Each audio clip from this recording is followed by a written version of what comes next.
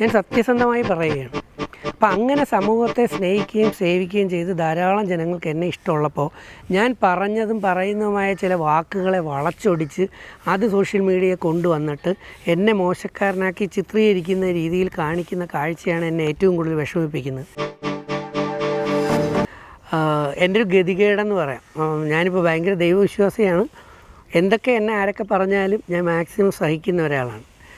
കാരണം രണ്ടാണ്. ഒന്നെന്ന് പറയുന്നത്, ഞാൻ കുറേ എൻ്റെ ജീവിത പ്രാരാബ്ദങ്ങളിൽ ജീവിതങ്ങളിൽ ഒരുപാട് അനുഭവങ്ങൾ വന്നു കഴിഞ്ഞപ്പോൾ, അല്ലെങ്കിൽ തകർച്ചകൾ വന്നു കഴിഞ്ഞപ്പോൾ, എൻ്റെ 30s എൻ്റെ 30കളിൽ ഞാൻ പരിശീലനങ്ങൾ തുടങ്ങി. ധ്യാനം, യോഗ, മെഡിറ്റേഷൻ, ജ്ഞാനം, ഇതെല്ലാം വർദ്ധിപ്പിച്ചുകൊണ്ട് വന്നു. കാരണം പ്രതികരിക്കാനായിട്ട് പോയാൽ ഇന്ന് നമുക്കറിയാം, പലരും പ്രതികരിക്കാൻ ക്ഷമയില്ലാതെ കയറി പ്രതികരിക്കുക. എന്താ കൊല്ലുക, വെട്ടുക, കുത്തുക, അമ്മയാണോ അച്ഛനാണോ സഹോദരനാണോ ഒന്നും നോക്കാതൊക്കെ ചെയ്യുക. അപ്പോൾ നമുക്കൊരു ആവേശം വന്നിട്ട് നമ്മൾ പെട്ടെന്ന് കയറി മറ്റവനെ തെറി പിടിക്കുകയോ അല്ലെങ്കിൽ നമ്മൾ എന്തെങ്കിലും ആക്രമണം നടത്തുകയോ ചെയ്താൽ നമ്മൾ പിന്നെ ജയിലിലായിപ്പോവും.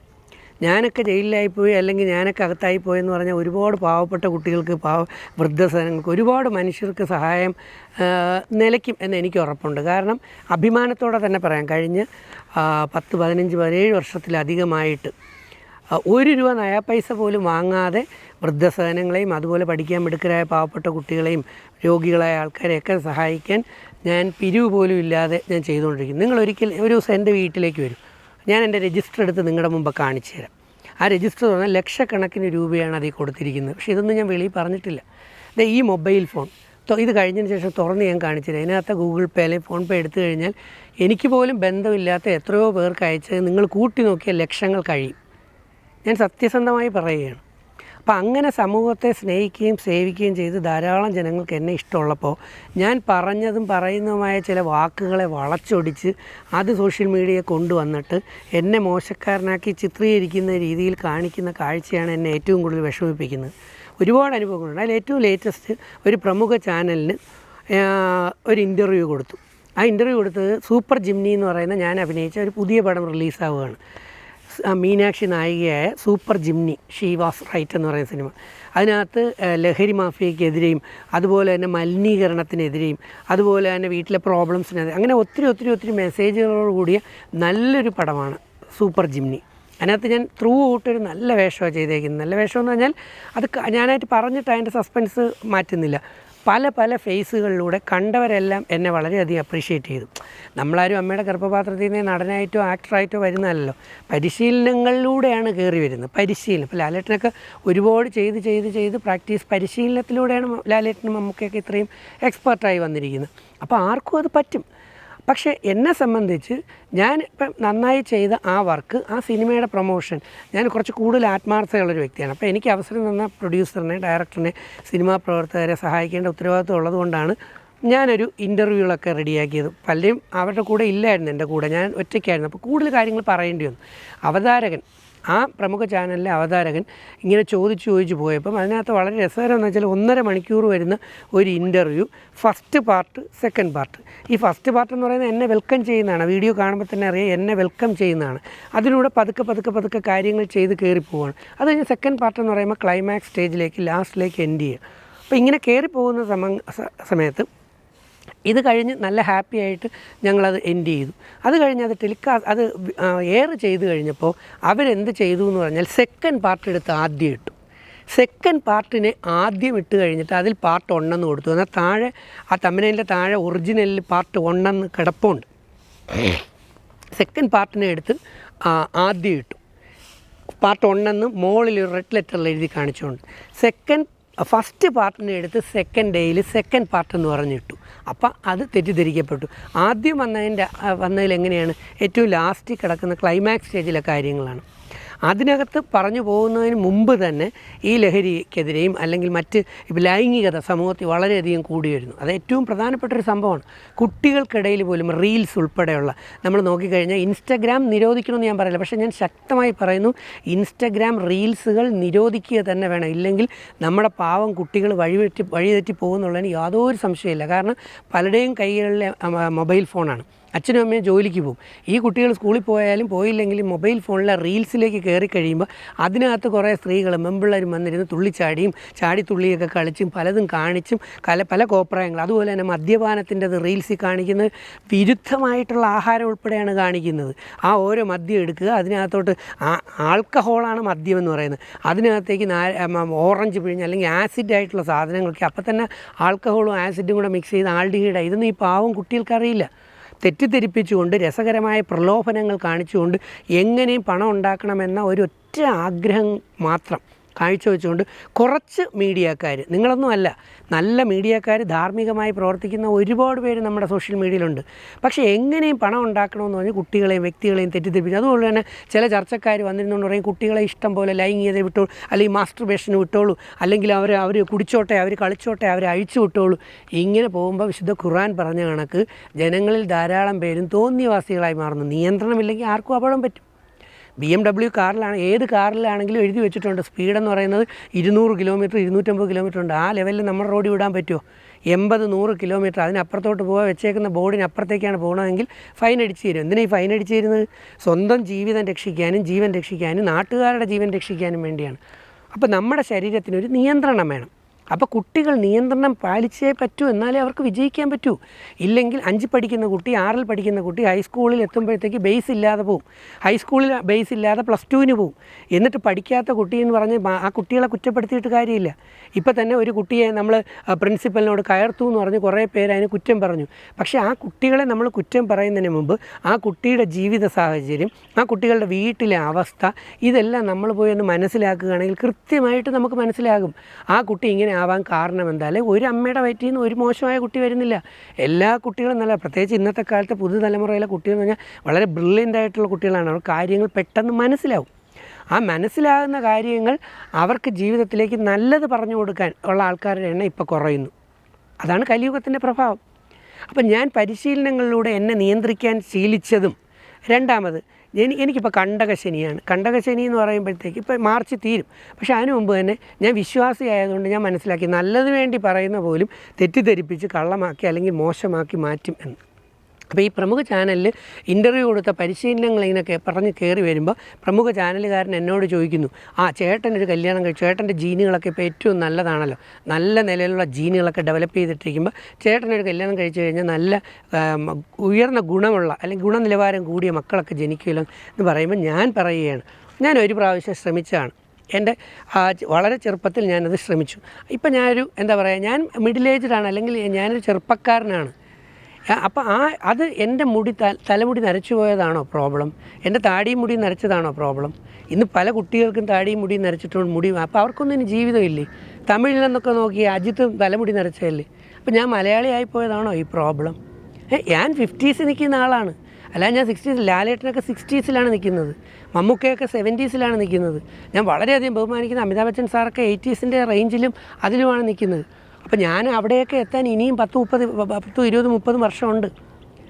അപ്പോൾ ഞാൻ എൻ്റെ ചെറുപ്പത്തിലെ പരിശീലനങ്ങളിലും ദൈവത്തെ അറിയാനുള്ള വഴികളും തുറന്നുകൊണ്ട് എൻ്റെ 30s തന്നെ ഞാൻ ആധ്യാത്മിക പരിശീലനം നടത്തി. ഇനിയൊരു ലൈഫ് അല്ലെങ്കിൽ ഫാമിലി ലൈഫ് വേണ്ടാന്ന് വെച്ചുകൊണ്ട് ഞാൻ ആർട്ട് ഓഫ് ലിവിങ്ങിൽ പോയി അവിടെ പരിശീലനം ശ്രദ്ധിച്ചു.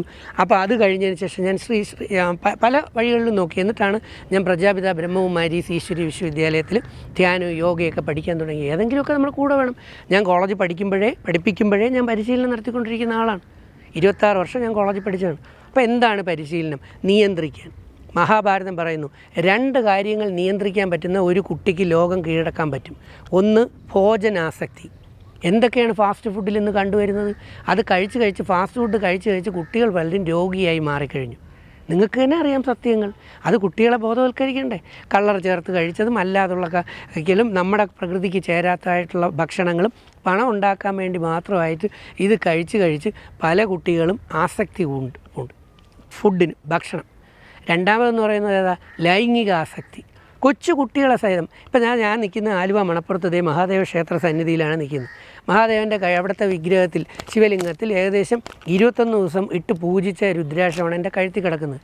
കൊന്തയുണ്ട്. എനിക്ക് ബൈബിളും ഖുർആനും വേദവും എല്ലാം നന്നായിട്ടറിയാം. പക്ഷെ ഞാൻ ബയോളജി സാറാണ്. ആ ബയോളജിയിലെ നിയന്ത്രണവും ഈ ആധ്യാത്മികതയും കൂടെ ചേർത്ത് വെച്ചപ്പോൾ ഒരു കുട്ടിക്ക് നന്നായിട്ട് ആ കുട്ടിക്ക് തന്നെ നിയന്ത്രിച്ച് കയറിപ്പോകാൻ അറിയാമെന്നുള്ള വഴി ഞാൻ കണ്ടെത്തി. അങ്ങനെ നമ്മുടെ കുട്ടിക്ക് ധ്യാനവും യോഗയും ജ്ഞാനവും ആയിട്ടുള്ള പരിശീലനങ്ങളൊക്കെ കൂടെ കൊടുത്ത് ആ കുട്ടിയെ പഠിപ്പിച്ചു കൊണ്ടുപോയാൽ ആ കുട്ടിക്ക് IAS IPS IFS ഡോക്ടറും ഏത് ഉയർന്ന ലെവലിലെത്താനും പറ്റും. ഇല്ലെങ്കിൽ ആ കുട്ടിക്ക് നിയന്ത്രണമുള്ളൊരു വ്യക്തിയാവാൻ പറ്റും. അല്ലാതെ കുട്ടികൾ ബഹളം ഉണ്ടാക്കിയിട്ട് അല്ലെങ്കിൽ കൺട്രോൾ ഇല്ലാതെ പ്രവർത്തിച്ചിട്ട് അവരെ കുറ്റം പറയുന്നതിന് മുമ്പ് അവർക്ക് നമ്മൾ പരിശീലനം കൊടുക്കണം. അപ്പോൾ ഈ ചോദ്യകർത്താവ് എന്നോട് ചോദിക്കുമ്പോൾ ഞാൻ അയാളോട് പറയുകയാണ്, എനിക്കിനി ഫാമിലി ലൈഫിനോട് താല്പര്യമില്ല. കാരണം ഞാൻ പരിശീലനത്തിലൂടെ എൻ്റെ ബോഡിയെ ഞാൻ എറക്റ്റൈൽ ഡിസ്ഫങ്ഷനാക്കി വെച്ചു. ഇംഗ്ലീഷിൽ പറഞ്ഞാൽ പലർക്കും മനസ്സിലാകാത്തതുകൊണ്ട് ബൈബിൾ വചനം ഞാനൊന്ന് ഉദ്ധരിച്ചു. ബൈബിളിൽ യേശുദേവൻ പറയുന്നുണ്ട്, ഷണ്ടരായി ജനിക്കുന്നതുകൊണ്ട്. കാരണം എറക്റ്റൈൽ ഡിസ്ഫങ്ഷനാണ്, അവരെ സംബന്ധിച്ച് ആക്ടിവേഷൻ ഇല്ല. 2 മതിലുചാട്ടം ഒരുപാട് മോശപ്പെട്ട പരിപാടി കാണിക്കുമ്പോൾ നാട്ടുകാർ ഷണ്ടരാക്കും, അല്ലെങ്കിൽ എറക്റ്റൈൽ ഡിസ്ഫങ്ഷനിലാക്കും. 3 ദൈവരാജ്യത്തെ പ്രതി നമ്മുടെ ലൈഫിലേക്ക് വേണമെങ്കിൽ ചെറുപ്പത്തിലേ തുടങ്ങാം. അതാണ് അച്ഛന്മാർ, പള്ളിയിലച്ഛന്മാർ, സിസ്റ്റർമാർ, അതുപോലെ തന്നെ യോഗിവര്യന്മാർ, സന്യാസി സിസ്റ്റർമാർ, ആധ്യാത്മികത പഠിക്കുന്ന എല്ലാവർക്കും, ഞാൻ പറഞ്ഞ കാര്യങ്ങൾ മുഴുവൻ ചിന്തിക്കുന്നവർക്കും ആ വീഡിയോ മുഴുവൻ കണ്ടവർക്കും ആധ്യാത്മികത അറിയാമെന്നുള്ളവർക്കും കൃത്യമായിട്ടറിയാം. ലൗകിക ലൈഫ് ഏറ്റവും ഭംഗിയായി ആസ്വദിച്ച് ഇവിടെ തന്നെ സ്വർഗീയ ജീവിതം കൊണ്ടുവരാൻ ഏറ്റവും എളുപ്പമായി അല്പം ആധ്യാത്മികത കൂടെ പഠിക്കുന്നതാണ്. ആത്മാവിനെക്കുറിച്ചുള്ള അറിവാണ്, അല്ലാതെ ശരീരത്തിനെക്കുറിച്ച് മാത്രമല്ല. അപ്പം നമ്മളെക്കുറിച്ച് നമ്മൾ പഠിക്കണം. ആരാണ് നമ്മൾ? അപ്പോൾ എന്താണ് നമ്മുടെ ലക്ഷ്യം? നമ്മുടെ ലക്ഷ്യം കുറേ ക്ലാസ്സും കട്ട് ചെയ്ത് കറങ്ങി തിരിഞ്ഞ് കിടന്ന് മൊബൈൽ ഫോൺ. ഇപ്പോൾ ഇങ്ങനെ നമ്മൾ തോന്നിയവാസിയായി കഴിഞ്ഞാൽ അടുത്ത പ്രശ്നം എന്താണെന്നറിയാമോ? ഇപ്പോഴത്തെ യുവതലമുറ, ഈ പുതിയ തലമുറ എന്ന് പറഞ്ഞാൽ പുതിയ കുട്ടികളെ അല്ല ഞാൻ പറയുന്നത്, പഴയ തലമുറയിലെ കുറേ ആൾക്കാർ പോലും എല്ലാം നഷ്ടപ്പെട്ടതിൻ്റെ വാശിക്കും വൈരാഗ്യത്തിനും. ഇന്ന് ചെന്താമര എന്ന് പറഞ്ഞ് വെട്ടിക്കൊന്നിട്ട് 2 പേരെ കൊന്നിട്ട് അയാളെക്കുറിച്ചുള്ള ഇൻ്റർവ്യൂ നടക്കുമ്പോൾ അയാൾ എഴുതി കാണിക്കുന്നതാണ്, അയാൾക്ക് വൈരാഗ്യമാണ് എല്ലാവരോടും വെറുപ്പാണ്. അപ്പോൾ ചില മനുഷ്യർക്ക് ഇങ്ങനെ മറ്റുള്ളവരോട് വെറുപ്പ് കൂടിക്കഴിയുമ്പം അവർ ജ്യൂസിൽ വിഷം കലക്കി കൊടുക്കുക, അവർ വെട്ടിക്കൊല്ലുക, അവർ വളരെ വിദഗ്ധമായിട്ട് കൂടെയുള്ളവരെ കൊല്ലുക, അല്ലെങ്കിൽ മറ്റുള്ളവരെ കൊല്ലുക, എന്നിട്ട് കാട്ടിൽ കയറി പോവുക, മലയിൽ കയറി പോവുക, രഹസ്യമായി പതുങ്ങിക്കളയുക. യഥാർത്ഥത്തിൽ സ്നേഹിക്കാൻ പഠിപ്പിക്കണം. ഇതിന് വേറൊരു തലത്തിലല്ല എടുക്കേണ്ടത്. കുട്ടികളിൽ നല്ല സ്നേഹം വളർത്തിയെടുക്കണം, നല്ല സുഹൃത്ത് ബന്ധങ്ങൾ വളർത്തിയെടുക്കണം, നല്ല നന്മകൾ വളർത്തിയെടുക്കണം. അതെവിടെ നിന്നേ കിട്ടൂ? Physics, chemistry, biology, English, mathematics എന്നാണോ കിട്ടുന്നത്? അല്ല, അത് കിട്ടുന്നത് ബൈബിളിൽ നിന്നും ഖുറാനിൽ നിന്നും മഹാഭാരത, രാമായണം, ആധ്യാത്മിക നോളജാണ്. ആധ്യാത്മികത എന്ന് പറഞ്ഞാൽ ഇവിടെ കുറേ പേർക്ക് ചൊറിഞ്ഞുകൊണ്ട് കയറി വരും. കുറേ നിരീശ്വരവാദികൾ ഇങ്ങോട്ട് കയറി വരും, അല്ലെങ്കിൽ കുറേ യുക്തി ഇല്ലാത്ത കുറച്ച് യുക്തികാരന്മാർ ഇങ്ങോട്ട് കയറി വരും. എന്ത് യുക്തി? സ്വന്തം ഇന്ദ്രിയങ്ങളെ നിയന്ത്രിച്ച് വെക്കണമെങ്കിൽ നമ്മൾ ആരാണ് എന്നുള്ള തിരിച്ചറിവൂടെ നമുക്കുണ്ടായി ധ്യാനവും യോഗയും മെഡിറ്റേഷനും എല്ലാം മുമ്പോട്ട് പോയി കഴിഞ്ഞാൽ എനിക്കറിയാം. ഞാൻ മുമ്പ് നിയന്ത്രണമില്ലാതെ ഓടിക്കൊണ്ടിരുന്ന എനിക്ക് ഇപ്പോൾ ഇത്രത്തോളം ആരൊക്കെ എന്തൊക്കെ പറഞ്ഞ് പരിഹസിച്ചാലും ഞാൻ എന്താ ചെയ്യാറുള്ളത്? ആത്മാവിനെ നിയന്ത്രിച്ചിരിക്കും. പക്ഷേ സത്യം ജനങ്ങളിൽ എത്തിക്കണ്ടേ? അപ്പോൾ ഈ എറക്റ്റൈൽ ഡിസ്ഫങ്ഷൻ ഞാൻ ആക്കി വെച്ചിട്ടുണ്ട് 90%. ഇങ്ങനെയാണ് പറഞ്ഞത്, 90%. ഇനി എനിക്കൊരു ലൗകിക ഫാമിലി ലൈഫ് വേണ്ടാന്ന് വെച്ചു ഞാൻ എന്നെ എറക്റ്റൈൽ ഡിസ്ഫങ്ഷൻ എന്ന് പറയുന്ന ആ ഒരു ഷണ്ടത്വം എന്ന് മലയാളമാക്കി പറയുമ്പോൾ, അല്ലെങ്കിൽ ഉദാഹരണം കുറച്ച് വെച്ചു. അത് നല്ല കാര്യമല്ലേ? ഞാൻ ആരെയും പീഡിപ്പിച്ചെന്നോ ബലാത്സംഗം ചെയ്തെന്നോ ഞാൻ ആരെയും നശിപ്പിക്കാൻ നടന്നൊന്നുമില്ലല്ലോ.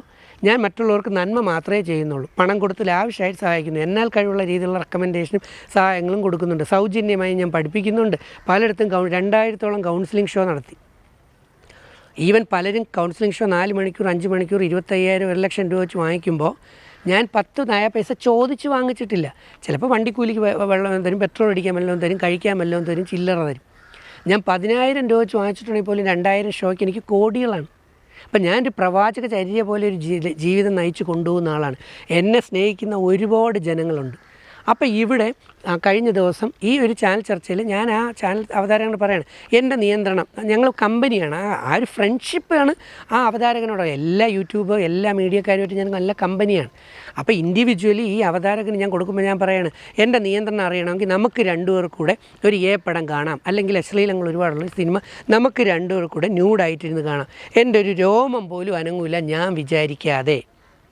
അപ്പോൾ 90% ഞാൻ എന്നെ നിയന്ത്രിച്ച് വെച്ചിരിക്കുന്നു എന്ന് പറയുമ്പോൾ 10% വേണമെങ്കിൽ എനിക്ക് ഫാമിലി ലൈഫിലേക്ക് പോകാൻ സാധ്യതയുണ്ട്. പക്ഷേ എൻ്റെ അനുഭവങ്ങൾ, നമ്മുടേതായ കഥകൾ, ഇപ്പം എനിക്ക് ഇനി സമൂഹത്തെ സേവിക്കണമെന്ന് മാത്രമേ ആഗ്രഹമുള്ളൂ. അത് ഹൃദയത്തിൽ നിന്നാണ് പറയുന്നത്.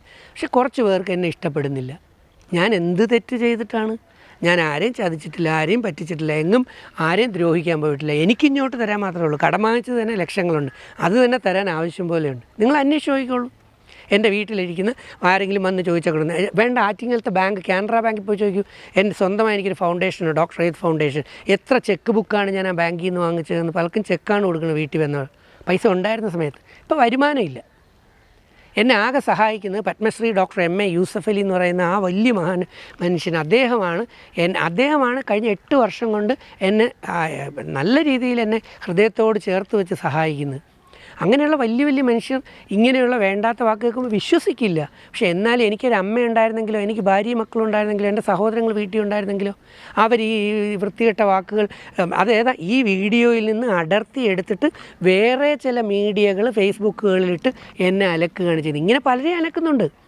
സെലിബ്രിറ്റികളായിട്ടുള്ളവർ. ഞാൻ സെലിബ്രിറ്റിയൊന്നുമല്ല, ഞാനൊരു സാധാരണക്കാരനാണ്. പ്രവാചകചര്യയിൽ ജീവിതം മുമ്പോട്ട് കൊണ്ടുപോകുന്ന ആളാണ് ഞാൻ. ഒന്നുമില്ലാന്ന് എൻ്റെ അടുത്ത് എന്ന് പറഞ്ഞാൽ എന്നാൽ കഴിവുള്ള രീതിയിൽ ഞാൻ സഹായിച്ചിരിക്കും. പിന്നെ എൻ്റെ ജീവിതത്തിന് വേണ്ടി ഞാൻ കുറച്ച് കാര്യം മാറ്റി വെച്ചിട്ടുണ്ട് സാമ്പത്തികം. അതെന്ന് പറയുന്നത് എനിക്കൊന്നും കിട്ടിയില്ലെങ്കിൽ പോലും കുറേ വയസ്സായി കഴിയുമ്പോൾ, ഞാനിപ്പോൾ വയസ്സിനൊന്നും അല്ല, എൻ്റെ രോമം എൻ്റെ 8ാം ക്ലാസ്സിൽ പഠിക്കുമ്പോഴേ 9ാം ക്ലാസ്സിൽ പഠിക്കുമ്പോഴേ നരച്ചു എന്ന് വെച്ചിട്ട് എൻ്റെ എനർജി നോക്കണം, എൻ്റെ ഊർജ്ജം നോക്കണം, എൻ്റേതായിട്ടുള്ള ലെവലുകൾ നോക്കണം. ആ ലെവലുകൾ നോക്കുമ്പം ഞാൻ ആക്റ്റീവായിട്ടാണ് ചെയ്യുന്നത്. എനിക്ക് ആക്റ്റീവായിട്ട് ചെയ്യാനുള്ള കാരണം ഭഗവത്ഗീതയിൽ കൃഷ്ണൻ പറഞ്ഞ ആ തന്ത്രം തന്നെയാണ്. എന്താണ് തന്ത്രം?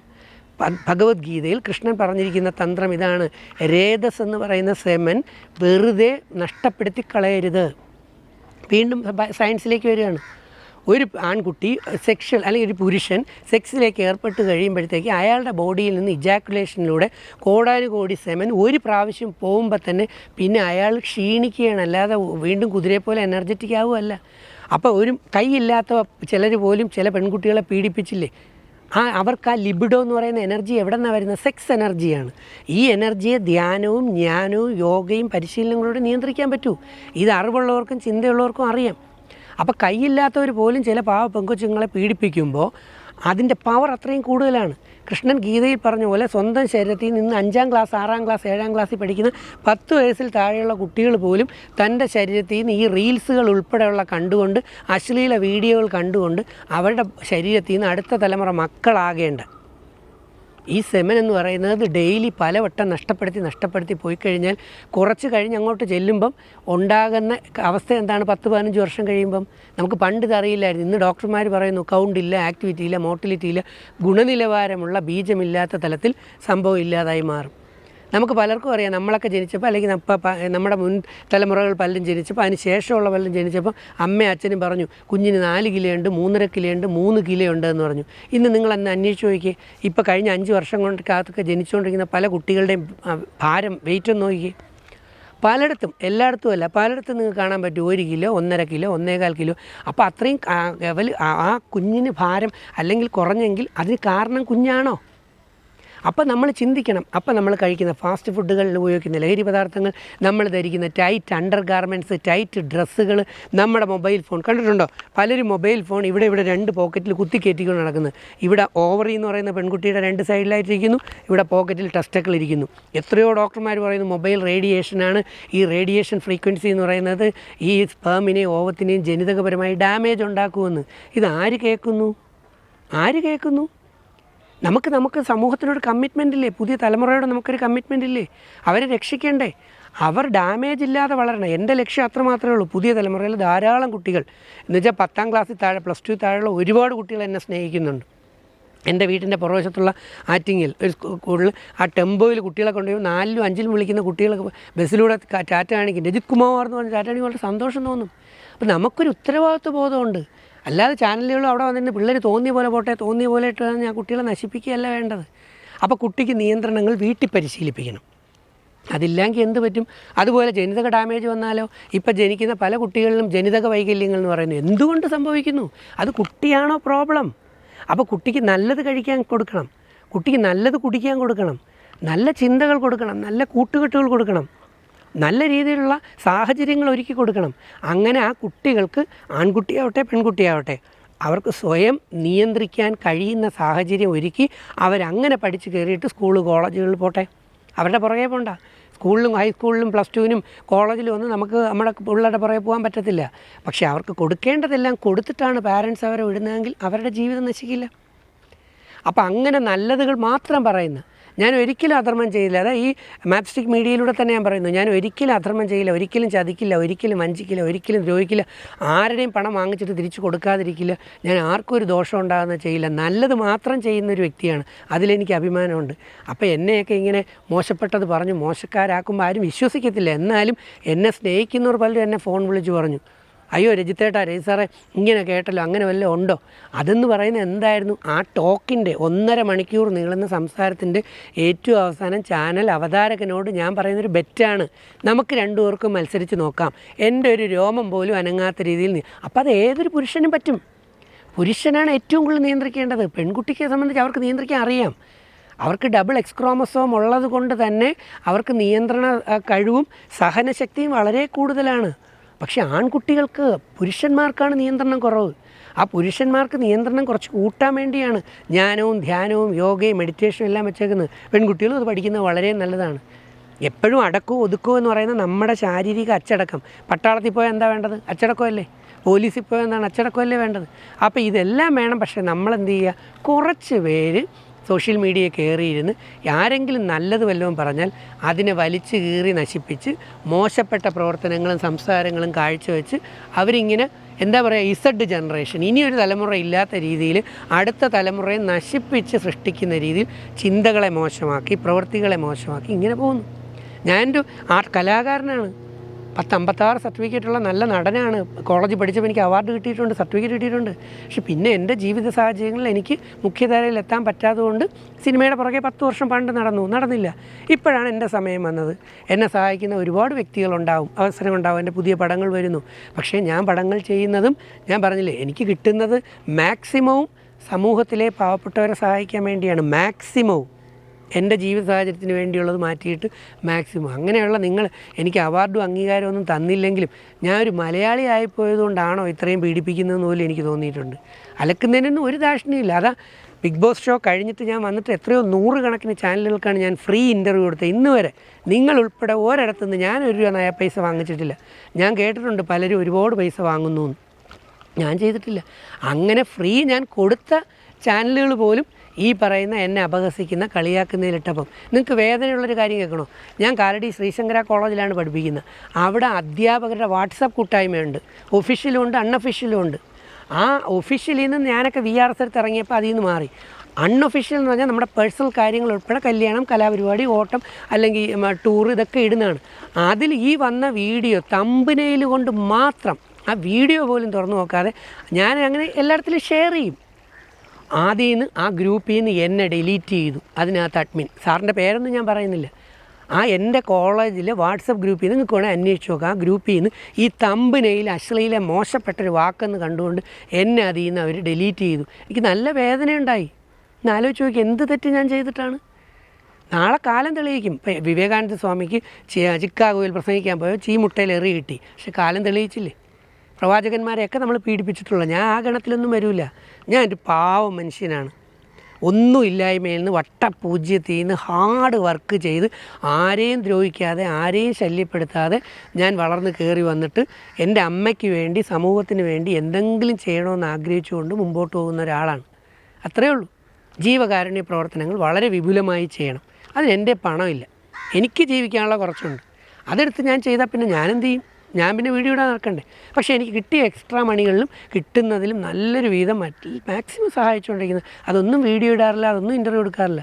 പക്ഷേ യൂസഫ് അലി സാറിനെ പോലെയുള്ളവർ എനിക്ക് ഡ്രസ്സ് വാങ്ങിക്കാനും എനിക്ക് സമ്മാനമായി തരുന്നത് ഞാൻ മറ്റാർക്കെങ്കിലുമൊക്കെ കൊടുക്കുകയാണെങ്കിൽ അത് ഞാൻ വീഡിയോ ഇടും. കാരണം അത് അദ്ദേഹത്തിന് എനിക്ക് ബോധ്യപ്പെടുത്തേണ്ട ഉത്തരവാദിത്വമുണ്ട്. അല്ലാതെ ഒരാളിൽ നിന്നും ഞാൻ 5 പൈസ വാങ്ങിക്കാറില്ല. അപ്പോൾ അങ്ങനെ പോകുന്ന എന്നെ രക്ഷിക്കണോ, വളർത്തണോ, അതോ തളർത്തണോ എന്ന് നിങ്ങൾ ആലോചിക്കൂ. അതാണ് വേണ്ടത്. അല്ലാതെ ഈ ഫേക്ക് വീഡിയോകൾ കണ്ടിട്ട്, ചെറിയ ക്ലിപ്പുകൾ കണ്ടിട്ട് ഫേസ്ബുക്കിൽ എന്നെ മോശക്കാരനാക്കുന്ന ഇത് കണ്ടിട്ട് ആരും വിശ്വസിക്കരുത്. അതൊക്കെയെന്ന് പറയുന്നത് അധാർമികമായി പണം ഉണ്ടാക്കുന്ന കുറേ പേരാണ്. മഹാഭാരതത്തിൽ പറയുന്ന പോലെ ധർമ്മ അർത്ഥ കാമം, ധാർമ്മികമായി നമ്മൾ ഉണ്ടാക്കുന്ന പണം മാത്രമേ നമ്മുടെ ജീവിത വിജയത്തിന് ഉപയോഗിച്ചാൽ ഗുണപരമാവൂ. അല്ലാതെ കള്ളവും ചതിയും വെച്ച് എങ്ങനെയൊക്കെ ഉണ്ടാക്കിയാലും നിങ്ങൾ അന്വേഷിച്ച് നോക്കിക്കോളൂ. അങ്ങനെ ഉണ്ടാക്കിയവർ പലരും അവരുടെ കുടുംബങ്ങളിലോ അല്ലെങ്കിൽ അവരിലോ അവരുടെ മക്കളിലോ അല്ലെങ്കിൽ തലമുറയിലോ ഒക്കെ പല അസ്വസ്ഥതകളും നഷ്ടങ്ങളും ഉണ്ടായിട്ടേ ഉള്ളൂ. അതുകൊണ്ട് പ്ലീസ്, ഞാൻ ഒന്ന് നന്നായി ജീവിച്ചിരുന്നാൽ ഒരുപാട് പേർക്ക് സഹായങ്ങളുണ്ടാകും. എന്നെ തളർത്തി തകർക്കാനാണ് നിങ്ങൾ നോക്കുന്നതെങ്കിൽ ഒരുപാട് പേർക്ക് കിട്ടുന്ന സഹായങ്ങളെ നിങ്ങളായിട്ട് ഇല്ലാതാക്കുകയാണ്. ഞാൻ ആരെയും ദ്രോഹിക്കാറില്ല, വഞ്ചിക്കാറില്ല, ചതിക്കാറില്ല. നെഞ്ചി കൈവച്ച് ഞാൻ പറയാം. ഈ വാർത്ത ഇഷ്ടമായാൽ ലൈക്ക് ചെയ്യൂ, ഷെയർ ചെയ്യൂ. നിങ്ങളുടെ അഭിപ്രായം കമന്റായി രേഖപ്പെടുത്തൂ. സബ്സ്ക്രൈബ് ചെയ്യൂ ബബിൾകം മീഡിയ.